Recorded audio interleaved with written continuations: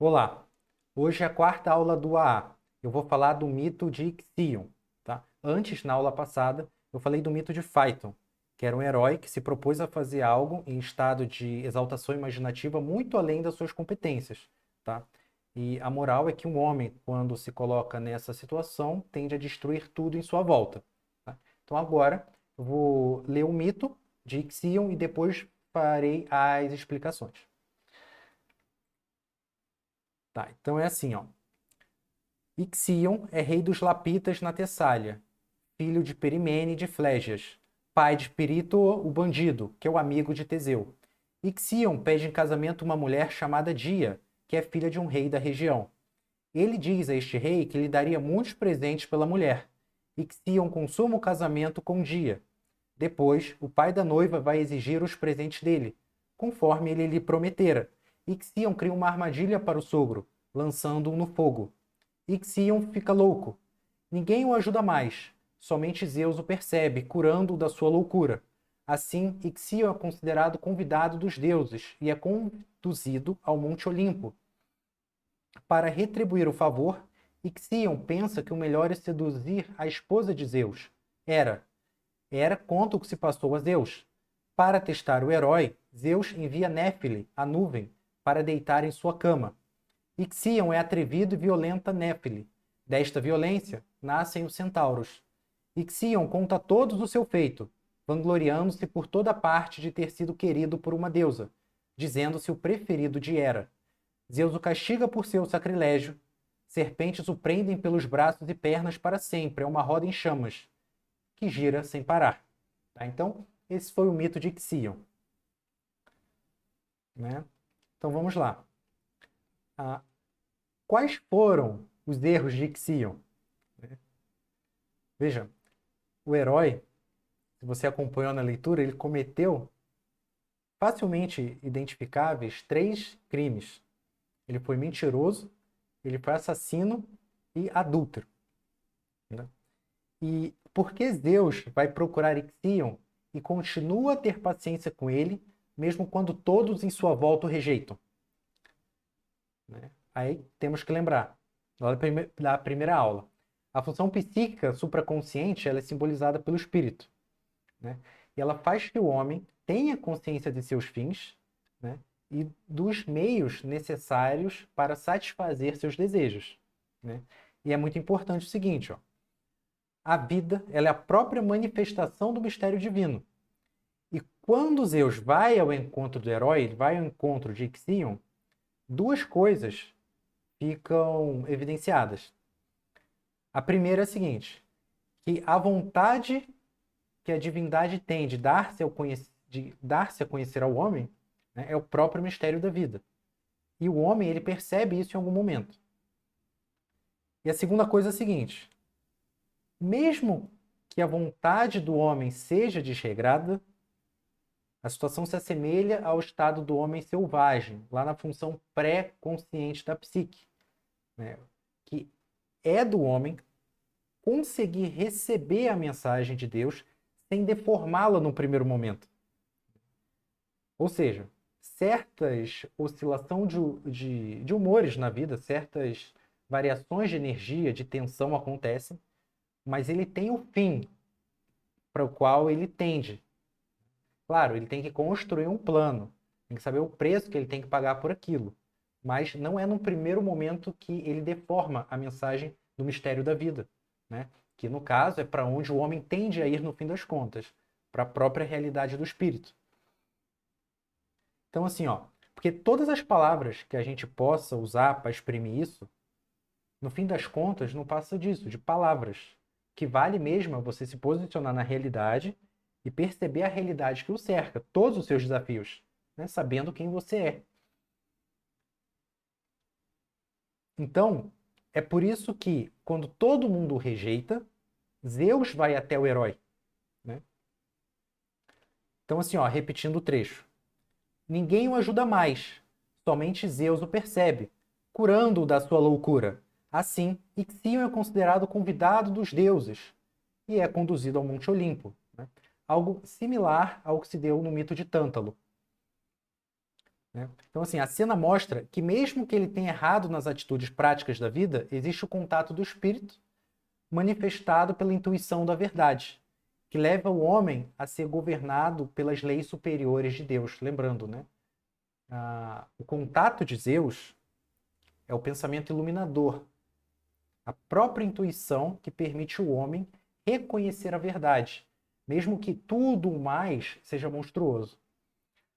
Tanto que o herói é recuperado da doença e é posto no Monte Olimpo, ou seja, no local onde ele poderia julgar suas ações da melhor forma possível, ou seja, junto da luz. Note ainda, Ixion não é punido de uma vez, porque a verdade o alcança e o eleva.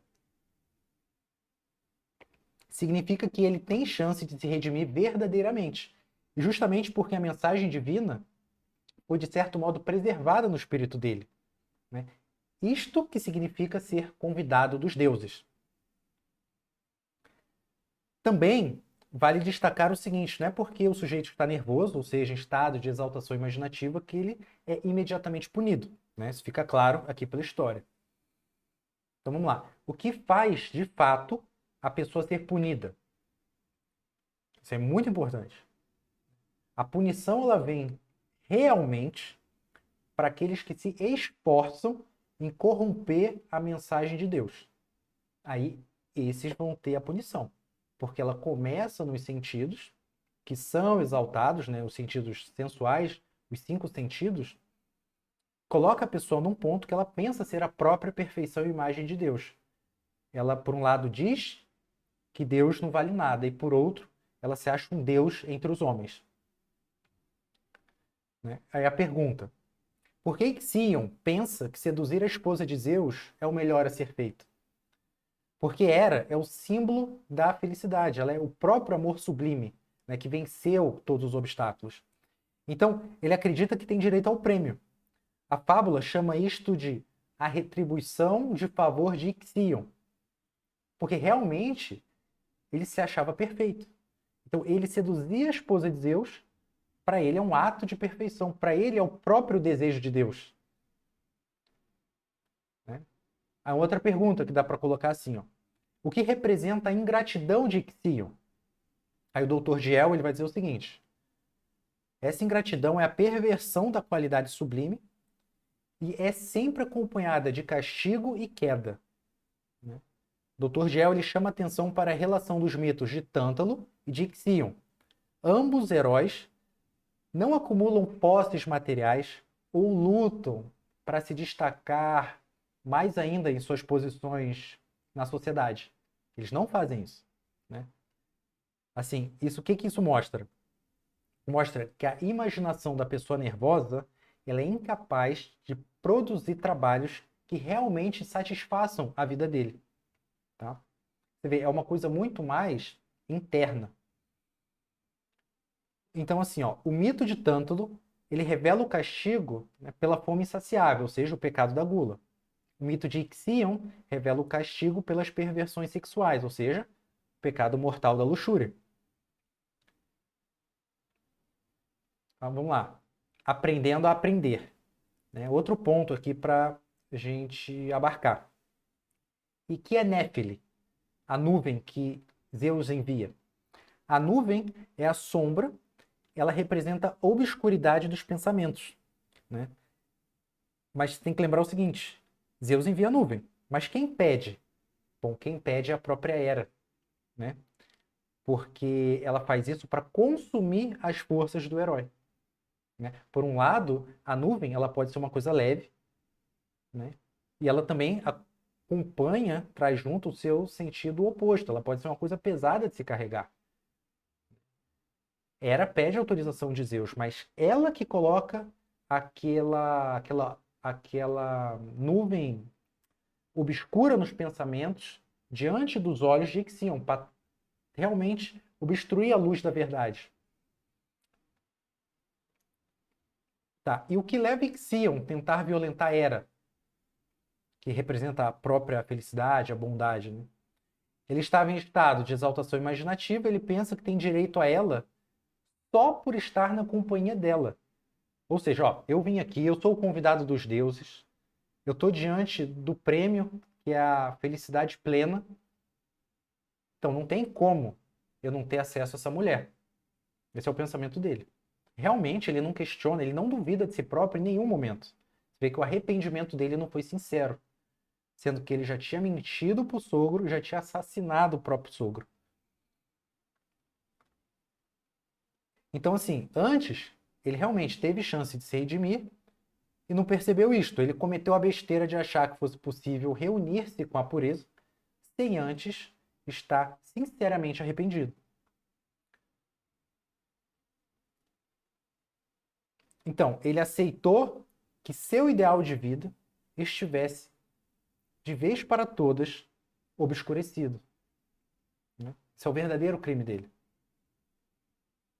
Então, ele tem acesso ao objeto desejado somente em sonho, até o momento dele mesmo perceber a frustração. Depois, essa frustração vai ser materializada para sempre em centauros, que é a descendência perversa dele. Né? Então, assim, o que são os centauros? Os centauros, da cintura para baixo, eles têm forma de cavalo, e da cintura para cima, eles são homens. Né? Ou seja, eles representam o desregramento selvagem. Né? Eu não mencionei na história, mas os centauros, eles se alimentam de carne crua. Então, o homem nervoso está com as faculdades superiores da alma, suas virtudes obscurecidas por nuvens, ele realizar um trabalho neste estado só vai gerar coisas ruins, coisas que ele não vai conseguir controlar. Repito, mesmo que antes ele ache que vai conseguir. Então, o centauro, ele é a soma, a reunião dos vícios. Né? Então, assim, ó, dá para pensar no seguinte desenho, para ficar mais fácil. Você tem dois estados. Um estado superior, um estado inferior, e entre eles tem a situação de equilíbrio. O que é a apatia perversa sintetizada nos centauros? É quando você entra em harmonia dos desejos abaixo da linha de equilíbrio. Tá? Aí, conforme esclareceu Santa Elizabeth da Trindade, dizendo, é mais fácil você se livrar do pecado que da apatia. Porque quando você se consolida nessa situação, onde você consegue harmonizar seus impulsos, mas abaixo da linha de equilíbrio, aí quer dizer, aí você já está numa operação banalizante, tomando erro por verdade, consequentemente, aí já é o início da queda. Né? E aí, assim, o que expressa a punição de Zeus? A punição expressa o herói preso fortemente ao eixo da loucura, aquela roda que gira sem parar. Ou seja, esse giro representa delírio. Né? E as cobras, que amarram os braços e pernas do herói, são a própria expressão de sua vaidade. Porque ele está no estado, sensação de alucinação triunfante. Triunfante por quê? Porque ele sai a contar a todo mundo, né, que ele possui o Hera. Ou seja, ele está tentando assumir o lugar de Zeus, ser mais perfeito que a própria divindade. Só que assim, ó, poderia alguém com tantos crimes não arrependidos e confessados assumir o lugar de Deus? Claro que não poderia. Por isso ele é punido. Daí, ainda para colocar uma pergunta, né? Além dele estar preso à roda que gira sem parar, né? Preso por cobras, o que simbolizam aquelas chamas? As chamas de fogo representam o tormento da culpabilidade recalcada, ou seja, a própria perversão reprimida, né?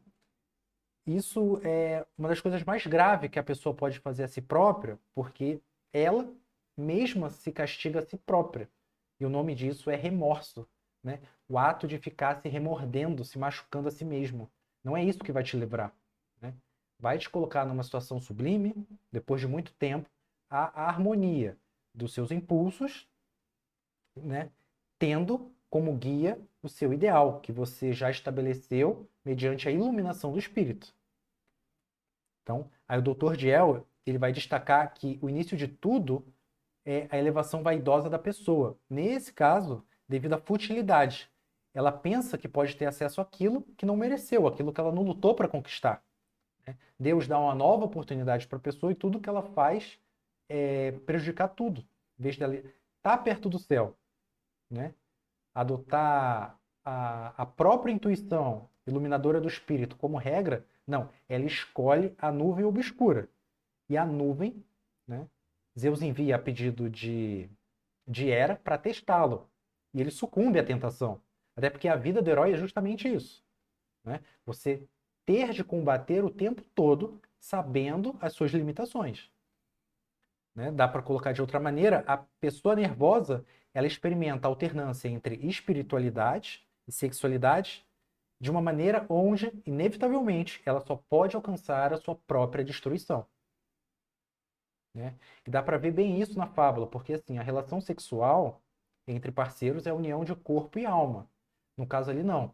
Ele só quer, mas isso em sonho, ele fantasia, que ele tem o corpo de Hera, mas para depois jogá-la fora e sair contando vantagem ao mundo. Ou seja, claro que ele só poderia prejudicá-lo.